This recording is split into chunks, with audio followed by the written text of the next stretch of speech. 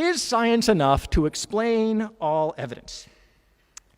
Well, here we need to realize that science only gives us at most one explanation to any particular question we ask.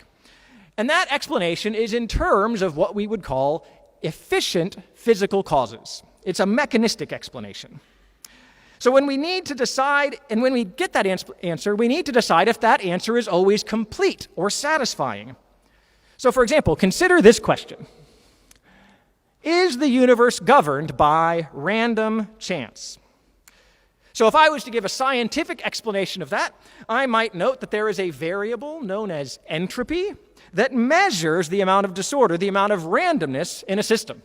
And there's even a scientific law, the second law of thermodynamics, that says that the universe, or at least the part of the universe we can observe, is constantly evolving from a state of order toward a state of disorder. Entropy increases with time.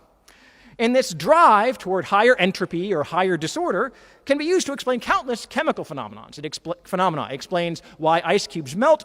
It explains why iron rusts. It explains why balloons deflate. And so, in a scientific sense, the answer to this question is yes. The universe is largely governed by random chance. But there are actually different layers of meaning to a question like this. Because on the other hand, we could ask the same question, is the universe governed by random chance, but meaning random chance in the sense of being haphazard or having no purpose. Now, purpose is an idea that exists outside the physical order. And so according to metaphysical naturalism, asking any kind of question about purpose is out of bounds, because things outside of the natural order don't exist. Only the mechanistic explanation is real. But from a theistic perspective, the existence of order is one of the strongest arguments for the existence of God. We observe that the universe is tending from a state of order toward one of disorder, and so the obvious question is, where did the initial ordered state come from? To put it in a colloquial sense, your dorm room might have a tendency to go from a state like this to a state like this.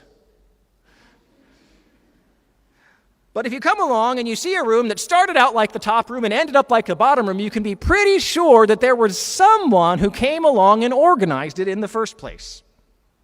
We could probably even infer some things about their character, what they're interested in, what they like. And so the theological question as to whether the universe is governed by random chance would be no. The universe is not governed by random chance.